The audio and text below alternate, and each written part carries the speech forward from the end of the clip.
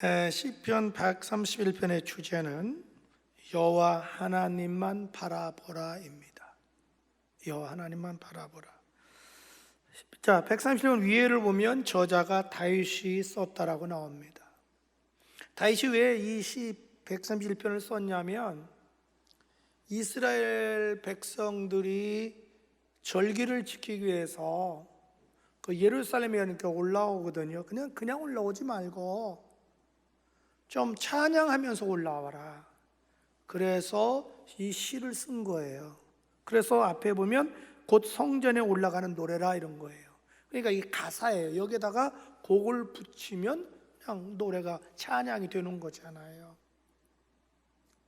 그럼 이스라엘 백성들이 왜 예루살렘에 올라와요? 그건 하나님께 제사 지내기 위해서 오는 거죠. 다시 말해서 예배 드리기 위해서 오는 거죠. 우리가 교회 오는 이유 중에 핵심은 예배 드리기 위해서 오는 거죠. 신앙의 핵심이 예배고 교회의 핵심이 예배거든요. 그런데 우리 예배의 집중을 어디다 해야 되냐면 예배 대상인 하나님께 집중해야 돼요. 여러분이 예배 시간에 은혜 받지 못한 이유는 집중을 잘못해서 그러는 거예요. 어느 분은 엉뚱한 데 집중하는 데가 있어요. 와서 교회 시설에 집중하고 조명에 집중하고 마이크에 집중하고 부수적인 거에 이렇게 집중하다 보면 은혜를 못 받아요. 그래 예배는 우리가 하나님 앞에 내 자신을 산제물로 드리는 거잖아요. 여러분 신약에서 우리가 제사장이잖아요. 내가 제물이잖아요. 그러나 예배는 보는 게 아니라 내 자신을 하나님께 제물로 드리는 거거든요. 그래서 예배 드릴 때는 다른 거에 집중하면 은혜가 안 돼요. 오직 예배를 받으시는 아버지 하나님께 집중해야 돼요. 거기에만 집중해야 돼요. 그 하나님께 집중하는 걸 가리켜서 오늘 성경은 바라보라 이렇게 얘기하는 거예요. 바라보라는 것은 집중하다는 거죠. 초점을 맞추는 거죠. 그러면 우리가 어떻게 하나님을 바라봐야 되냐는 거죠. 여러분 성경에 히브리서 12장 2절에 믿음의 주요 온전케 하신 예수를 바라보자 그랬거든요. 또 히브리서 3장에 보면 우리에게 대제사장이신 예수를 깊이 생각하자 이렇게 말하거든요. 골로새서 3장 1, 2절 말씀에 보면 너는 뭐라 그래요? 땅의 것을 찾지 말고 위의 것을 찾으라. 그는 그도 예수께서 하나님 좌 우편에 있느니라. 너는 땅의 것을 생각하지 말고 위의 것을 생각하라. 이건 바라보라는 거죠. 집중하라는 거죠. 여러분 신앙은 다른 게 아니에요. 하나님을 바라보고 하나님 의지하고 하나님께 집중하는 거예요. 여러분 그러면 신앙이 시험당하지 않아요. 그런데 자꾸 여러분이 사람을 바라보면 시험당하는 거예요. 오늘 대부분 시험당하는 사람의 특징이 하나님을 안 바라봐요. 사람 바라보는 거예요. 근데 하나님 바라보면 실망할 수가 없어요. 왜? 우리 하나님은 완전하시잖아요. 신실하시잖아요. 그러나 우리는 불완전하잖아요. 너나 나나 할 것 다 불완전해요. 사람은. 그래서 성경에 하나님은 우리의 믿음의 대상이요 사람은 사랑의 대상이에요. 그래서 데살로니가전서 1장에 보면 그렇게 얘기하잖아요. 예수 그리스도에 대한 믿음과 성도에 대한 사랑과 하늘에 대한 소망이 있음이 너희를 칭찬한다 그러잖아요. 성경 어디를 봐도 사람 믿으란 말은 없어요. 우리의 믿음의 대상은 하나님이셔요. 그래서 오직 하나님만 바라보고 의지하면 절대 시험당하지 않아요. 대신 사람은 다 허물과 많아요. 그래서 사랑의 대상이에요. 그래서 예수님도 우리에게 새 계명을 주노니 서로 사랑하라 이렇게 얘기한 거예요. 신앙은 하나님을 바라보는 거예요. 따라서 신앙은 하나님을 바라보는 거다. 그래서 3절 보십시오. 이스라엘아 지금부터 영원까지 여호와를 바랄지어다. 바라보라 이 말이죠. 그러면 우리가 어떻게 하나님을 바라봐야 되냐는 거죠. 첫째로 겸손하게 하나님을 바라보라. 겸손한 자세로 하나님을 바라보라는 거예요. 자 1절 봐요. 여호와여 내 마음이 교만하지 아니하고 내 눈이 오만하지 아니하며 이렇게 말하거든요. 다시 말해서 하나님을 바라보는 자는 교만한 자세로, 오만한 자세로 바라보면 안 된다는 거죠. 역으로 말하면 뭐예요? 겸손하게 하나님을 바라보라는 거죠. 여러분, 겸손하게 하나님을 바라보려면 다른 방법이 없어요. 교만을 내쫓아야 돼요. 그런데 이 교만이 어디에서 생기냐는 거죠. 교만은 어디서 생기냐면 우리 마음에서 생겨요. 그래서 1절 보세요. 여호와여, 내 마음이 교만하지 아니하고 그랬잖아요. 언제나 마음에서부터 출발하는 거예요, 교만이. 그래서 잠언 4장 23절에 무릇 지키만 보다 네 마음을 지키라, 생명의 근원이 여기서 나온다, 이렇게 얘기한 거예요. 그런데 이 마음에 있는 교만이 어디로 나타나느냐? 눈으로 나타난다는 거예요. 그래서 1절 보세요. 여호와여, 내 마음이 교만하지 아니하고 내 눈이 뭐라 그래요? 오만하지 아니하며. 교만은 마음에서부터 출발한다는 거예요. 이것이 어디로 교만이 드러나느냐? 눈에 드러난다는 거예요. 그러니까 그 사람의 눈을 보면 그 사람이 겸손한 사람인지 교만한 사람인지 알 수 있다는 거죠. 그 다음에 교만이 또 어디로 드러나느냐? 행동으로 드러나요. 그 다음에 1절 보세요. 내가 큰 일과 감당하지 못할 놀라운 일을 하려고 힘쓰지 아니하리다.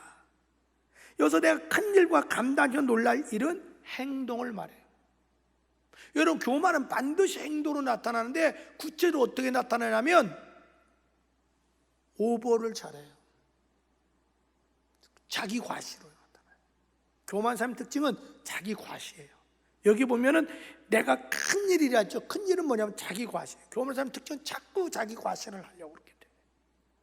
그 다음에 감당하지 못할 놀라운 일은 뭐냐면 자기 분수를 뛰어넘어 월권하는 사람이에요. 여러분, 교만은 마음에서 출발해가지고 눈으로 나타나고 행동으로 나타나는데 어떻게 행동으로 나타나냐면은 자꾸 자기 과시로 나타나고 그 다음에 자기 분수를 모르고 자꾸 월권으로 나타난다, 이 말입니다. 사람이 참 자기 분수 지키는 거 굉장히 어려워요. 쉬운 것 같아도 어렵습니다. 여러분, 한 대표적인 예로 우리가 사울 왕을 꼽을 수 있죠. 사울 왕이 최초 이스라엘 왕이잖아요. 처음에는 얼마나 겸손했는지 몰라요. 그런데 점점 교만해지기 시작하는 거예요. 그들이 자기 분수를 모르고 오버해요. 월권하기 시작하는 거예요. 그래서 제사장만이 지낼 수 있는 제사를 자기가 직접 집례를 해버리고 말아요. 여기서 문제가 와요. 사무엘상 13장 9절 이하 이렇게 말하거든요. 사울이 이르되 번제와 화목제물을 이리 가져오라 하며 번제를 드렸더니, 사울이 왕이에요. 제사장이 아니에요. 자기가 제사장이 해야 될 제사를 자기가 나도 왕이니까 할 수 있어 하고 자기가 직접 제사를 집례를 하는 거예요. 올라오면 예배 인도했다는 얘기죠. 그랬더니 번제 드기를 마치자 사무엘이 온지라. 사무엘은 이 당시에 제사장이에요. 사무엘이 그때 왔어요. 마쳤는데 사울이 나가서 문안하매 사무엘이 이르되 왕이 행한 것이 무엇이냐 하니 사울이 이르되 백성은 내게서 흩어지고, 이게 뭐냐면 지금 블레셋과의 이제 전쟁하려고 이렇게 있는데, 이제 전쟁하기 전에 먼저 하나님께 예배 드린 거예요. 도와달라고. 그런데 예배를 집례해야 될 사무엘 선지자가 안 오는 거예요, 제사장이. 그런데 백성들은 막 그러자 우왕좌왕하죠. 족들은 막 쳐들려 그러지. 마음이 조급했던 거야. 그건 뭐 내가 들으면 되지 뭐. 그래 드렸다는 얘기예요. 백성이 흩어지고 당신은 정한 날에 오지 아니하고 블레셋 사람은 믹바스에 모였음을 내가 보았으므로 이에 내가 이르기를 블레셋 사람들이 나를 치고 길갈로 내려오겠거늘 내가 여호와께 은혜를 간구하지 못했다 하고 부득이하여 번제를 드렸나이다. 자기 변명하는 거예요. 이제 환경을 변명되면서 변호하는 거예요. 내가 부득불 이렇게 드렸다, 이렇게 얘기하거든요. 여기 중요한 얘기가 나와요. 그 다음에 사무엘이 사울에게 이르되 왕이 망령되이 행하였도다. 왕이 망령되이 설렸다, 월권했다, 오버했다, 지분수 몰랐다. 왕이 하나님 여호와께서 왕에게 내리신 명령을 지키지 아니하였도다. 왕 하나님의 명령을 어겼다. 하나님은 명령이 뭐냐면 제사는 오직 제사장만이 드려야 돼요. 그 말을 어겼다. 그리하였더라면 보세요. 당신이 하나님 말 지켜서 제사 지내지 않고 내가 올 때까지 기다렸더라면, 이런 얘기예요. 여호와께서 이스라엘 위에 왕의 나라를 영원히 세웠을 것이다 이런 거야. 영원히 세웠을. 네가 이 집 망령된 일만 안 했으면, 월권만 안 했으면 네 왕위가 계속 갔을 것이다. 그런데 지금은 뭐예요? 왕이 월권에서 제사를 지냈으므로 왕의 나라가 길지 못할 것이라. 여호와께서 왕에게 명령하신 바를 왕이 지키지 아니하였으므로 여호와께서 그의 마음에 맞는 사람을 구하여 여호와께서 그를 그의 백성의 지도자로 삼으셨다. 당신이 이제 끝났다. 하나님 다른 사람 세운다 이 말이거든. 이 월권이 이렇게 무서운 거예요. 그뿐만이 아닙니다. 사람이 이상해요. 복받을 사람은 복받을 짓을 하고 망할 사람은 망할 짓만 해요. 옛말에 그러 있잖아요. 도둑 맞으려면 뭐 개도 안 짖는다고, 이상하게 사기당하려면 장롱 속에 있는 브로치도 갖다 준다고. 이게 그렇게 돼요. 사울왕이 계속 망할 짓만 하는데 나중에는 전쟁에서 이기나니까 자기 기념비를 세워요. 사무엘상 15장 12절 보면 사무엘이 사울을 만나려고 아침에 일찍 일어났더니 어떤 사람이 사무엘에게 말하 이르되 사울이 갈멜에 이르러 자기를 위하여 기념비를 세우고, 자기를 위해서 기념비를 세우고. 그러니까 하나님까지 전쟁에서 이긴 건 하나님의 은혜입니다. 하나님께 영광 돌리는 게 아니라 자기가 영광을 가로채요. 여기서 버림받는 거죠. 또 대표적인 사람이 구약의 우시야 왕이에요. 우시야 왕이 처음에는 굉장히 겸손했어요. 그래서 막 하나님이 계속 축복해줘 나라가 부강해요. 그러자 교만해지는 거예요. 급기야는 사울왕처럼 제사장만이 드릴 수 있는 제사를 자기가 직접 집례하겠다고 고집을 부리다가 문둥병이 걸리게 돼요. 역대하 26장 16절 이하는 이렇게 말해요. 그가 즉 우시야 왕이 강성하여 짐에 그의 마음이 교만하여 그래요. 어떤 때는요 잘 안 되는 것이 복일 때가 있어요. 잘 안 되는 게 복일 때가 있어요. 고난당할 때가 복일 때가 있어요. 왜? 버림받는 것보다 낫잖아요. 고린도후서 12장에 보면 사도 바울에게 눈에 가시가 있었어요. 사탄의 가시. 질병이 있었다는 얘기죠. 너무 힘들어요. 이해가 안 가는 거예요. 사도 바울의 행주치방만 가져도 병이 나아요. 다른 사람은. 근데 자기는 자기 병을 못 고치는 거예요. 성경은 주경가들을 그걸 안질이라고 얘기해요. 여러분 생각해보세요. 눈이 안 좋아도 눈꺼풀이 항상 낀다고 해서 얼마나 창피해요. 그게 지도자가. 그리고 눈이 점점 안 보여요. 너무 고통스러우니까 고린도서 12장에 보면 결심을 하고 하루는 3번 간절히 기도해요. 그때 주님이 이렇게 응답을 해요. 내 은혜가 너에게 족하도다. 내가 너에게 은혜를 주신 것이 능력이 너무나 크므로 네가 교만하지 않도록 하기 위해서 내가 너에게 사단의 가시를 주었다. 그걸 깨달아. 하나님이 나를 버리지 않으려고, 교만하지 않게 하려고 나에게 가시를 주셨구나. 그래서 주님이 그래요. 내 능력은 약한 데서 온전해진다. 약한 데서 온전해진다. 내가 약할 때 주님 바라보죠. 주님 의지하죠. 그럴 때 주님이 너와 함께하고 너를 쓸 것이다. 그래서 그 이후로는 자기 병을 고쳐달라고 기도 안 해요. 그래서 죽을 때까지 주의 손에 붙들려 쓰임받게 돼요. 그런데 이 우시야 왕은 하나님이 막 축복 주니까 막 점점 교만해져요. 그 다음에 봅시다. 악을 행하여 그의 하나님 여호와께 범죄하되 곧 여호와의 성전에 들어가서 향단에 분향하려 한지라. 제사장 아사랴가 여호와의 용맹한 제사장 80명을 데리고 우시야 왕의 뒤를 따라 들어가 우시야 왕 곁에 서서 그에게 이르되 우시야여, 여호와께 분향하는 일은 왕이 할 바가 아니요 오직 분향하기 위하여 구별함을 받은 아론의 자손 제사장들이 할 바니 성소에서 나가세요. 왕이 범죄하였으니 하나님 여호와께서 영광을 얻지 못하리이다. 우시야가 손으로 향로를 잡고 분향하려 하다가 화를 내니 그가 제사장에게 화를 낼 때에 여호와의 전 안향단 곁 제사장들 앞에서 그의 이마에 나병이 생긴지라. 똑같이 다 버림받게 됩니다. 그러니까 이 다윗이 위대한 것은 자기 컨트롤을 잘했다는 얘기죠. 다윗처럼 여러분 위대한 사람이 어디 있습니까? 다윗처럼 능력 많은 사람이 어디 있어요?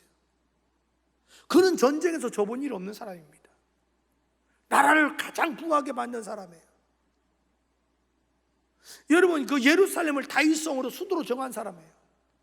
그리고 왕궁을 건설한 사람이에요. 가장 교만할 수 있는 자질을 다 가지고 있는 사람이에요. 그런데 다윗의 특징은 마인드 컨트롤을 잘했다는 사람이에요. 오늘 스스로 고백합니다. 나는 내 마음이 교만하지 아니하고 내 눈이 오만하지 않도록 노력했다. 나는 내 과시하려고도 힘쓰지 않았고 자기 분수를 월권하려고 나는 힘쓰지 아니했다. 이렇게 고백합니다. 하나님이 이걸 보고 쓰신 거죠. 근데 여러분, 사람이 왜 교만해질까요? 교만해진 이유는 두 가지 때문에 그래요. 하나는 우리는 태어날 때부터 내 안에 부패한 성품이 있습니다. 우리는 태어날 때부터 죄를 가지고 태어나요. 그걸 원죄라고 그래요. 이 죄의 특성이 교만입니다. 그래서 누구든지 우리 마음에 그 잡초, 부패한 성품, 그걸 가지고 있어요. 또 하나는 교만해진 이유는 마귀 때문에 그렇습니다. 마귀는 끊임없이 우리들 마음에 교만을 심어줍니다. 여러분, 하나님의 천사장 루시퍼가 어떻게 해서 마귀가 됐습니까? 교만해서 그렇죠. 이사야 14장 13절 14절 이렇게 말합니다. 루시퍼에게, 천사장 루시퍼에게 네가 네 마음에 이르기를 내가 하늘에 올라 하나님의 무별 위에 내 자리를 높이리라. 내가 북극 지폐의 산. 이게 뭐냐면 하나님 보좌죠. 하나님 나라. 여러분, 하나님 나라가 성경에 여기 정확히 나옵니다. 또 욥기에도 나와요. 어디에? 북극에 있습니다. 분명히 3층전 하나님 나라가 있어요, 여러분. 북두칠성이라고 그러죠. 그래서 옛날 우리 조상들이 얼마나 지혜로운지 몰라요. 사람이 죽으면 어디로 가냐? 그 영혼이 북극으로 간다고 생각했어요. 그래서 북망상천 간다 이렇게 한 거예요. 그런데 여기에도 나오지만 욥기에도 보면 하나님 나라가 어디 있느냐? 북극에 있다도 정확히 나와요. 북극 지폐 산 위에 앉으리라. 가장 높은 구름 위에 올라가 지극히 높은 하나님과 같아지리라 하로도다. 그러니까 하나님의 천사장 루시퍼가 자기가 하나님처럼 들려다가 쫓겨나서 마귀가 된 거지요. 그래서 여러분, 하나님이 제일 싫어한 것이 교만이지요. 그래서 베드로서 5장 5절에 하나님 교만한 자는 대적하시고 겸손한 자에게 은혜를 주신다. 이렇게 말씀한 거죠. 그래서 늘 우리 하나님을 바라볼 때 어떤 자세로 바라봐야 되느냐? 겸손한 자세로 바라보자. 할렐루야.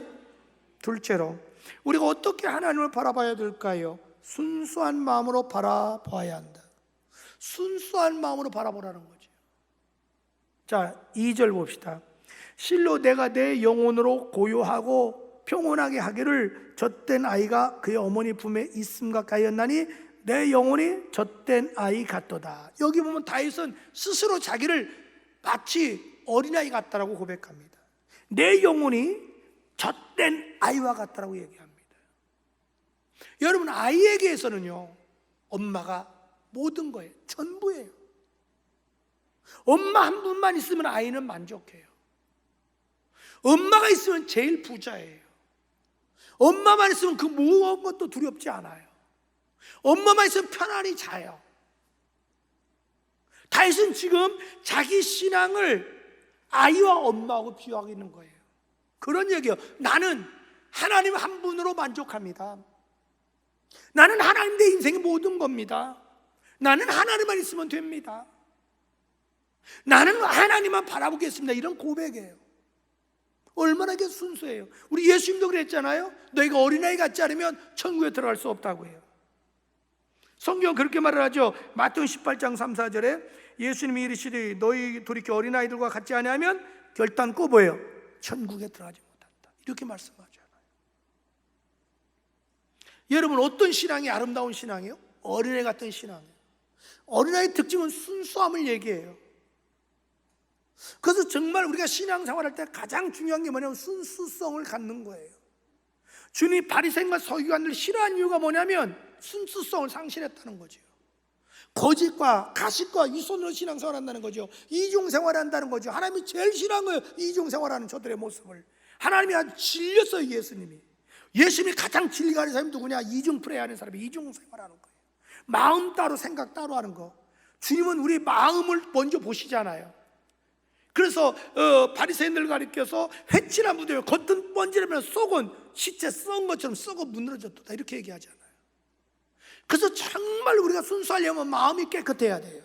마음이 거룩해야 돼요. 마음이 순수해야 돼요. 예수님이 원하는 건 그거라고요. 지금 다윗은 얘기 그렇게 스스로 고백해요. 나는 젖된 아이같이 하나님 앞에 나는 순수합니다. 그러니 하나님이 얼마나 사랑할 수 없어요. 좋아할 수밖에 없잖아요. 저는 여러분이 다윗처럼 하나님이 나의 모든 것이 됐으면 좋겠어요. 하나님 한 분으로 만족하시고 하나님 한 분만 바라볼 수 있다면 하나님 우리에게 놀라운 은혜와 평강과 축복 줄 줄로 믿습니다. 오늘 찬양도 나왔잖아요. 하나님 한 분만으로 나는 만족하겠네. 성경은 이렇게 얘기해요. 예레미야 17장 7, 8절에 우리 화상보 천천히 읽읍시다. 시작. 무릇 여호와를 의지하며 여호와를 의뢰하는 그 사람은 복을 받을 것이라. 그는 물가에 심어진 나무가 그 뿌리를 강변에 뻗치고 더위가 올지라도 두려워하지 않으며 그 입이 청청하며 가무는 애도 걱정이 없고 결실이 그치지 않으면 같으리라. 할렐루야. 난 여러분이 이렇게 되기를 축복합니다. 아주 순수한 어린아이처럼 오직 하나님 한 분만 바라보라는 거죠. 만족하라는 거죠. 셋째로 우리가 어떻게 하나님을 바라봐야 될까요? 끝까지 바라봐야 합니다. 끝까지 바라봐야 돼요.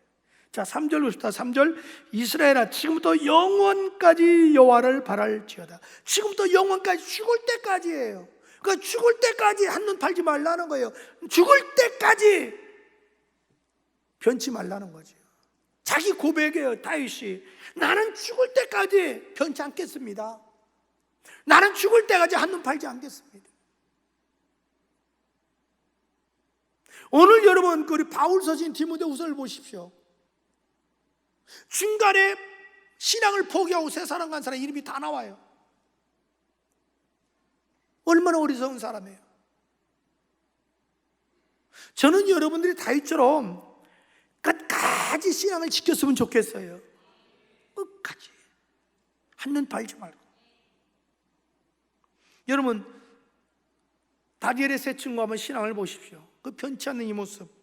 다니엘서 3장 16절 이하에 보니까 사드락과 메삭과 아벳노가 왕에게 대답하여 이르되 느부갓네살 왕이요 우리가 이 일에 대하여 왕에게 대답할 필요가 없나이다. 이 일은 뭐냐면 고사 지내는 걸 말해요. 나는 고사 지내는 거에 대해서 얘기할 필요가 없습니다. 왕이요 우리가 섬기는 하나님이 계시다면 우리를 맹렬히 타는 풀무불 속에서 능히 건져내시겠고 왕의 손에서도 건져내리다. 그렇게 하지 아니하실지라도 그리 아니하실지라도 우리는 왕들의 신을 섬기지 아니하고 왕이 세우신 금신상에게 절하지 아니할 줄을 아옵소서. 그리 아니하실지라도 내 목숨 버릴지라도 나는 신앙의 질을 지키겠습니다. 다니엘도 마찬가지죠.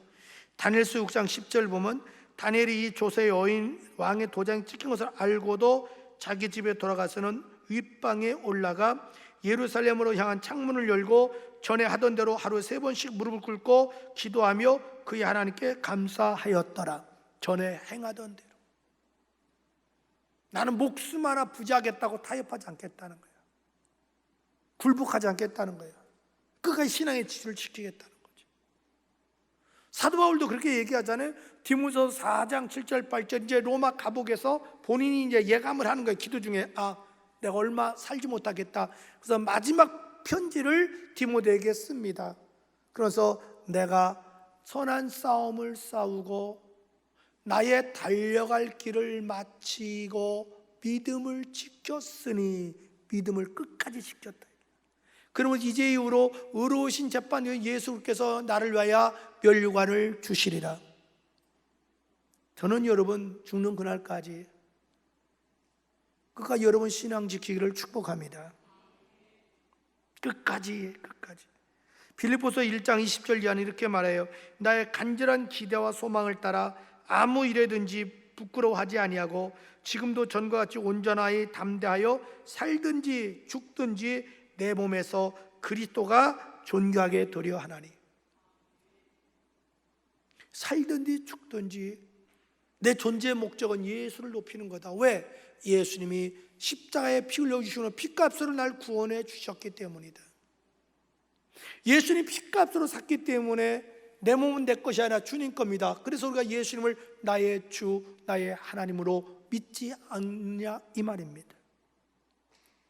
여러분, 짧은 구절이지만 우리는 이 세 구절 속에서 참 다윗의 위대한 신앙을 보게 됩니다. 나는 그런 얘기지요. 나는 어떤 경우도 교만하지 않고 겸손하게 주님만 섬기고 바라보겠습니다.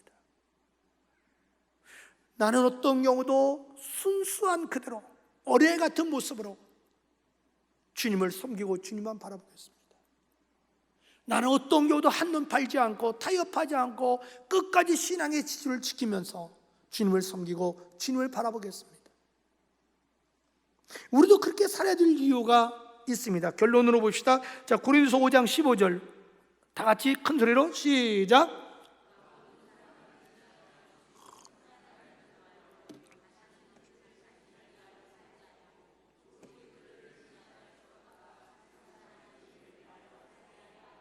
이것이 우리의 신앙 고백이 돼야 돼요. 예? 자, 예수가 그가 모든 사람 나를 대신해서 죽으심은 예수님이 나를 대신했다는 것이에요. 나의 죄를 대신 짊어지시고 십자가에 피 흘려 죽으심은 이제 살아있는 자들로 하여금, 즉 거듭난 예수 믿고 거듭난 우리들로 하여금 이제부터는 나 자신을 위해 살지 않고 오직 나를 대신하여 죽었다가 다시 살아나신 예수 그리스도를 위하여 살게 하려 하십니다.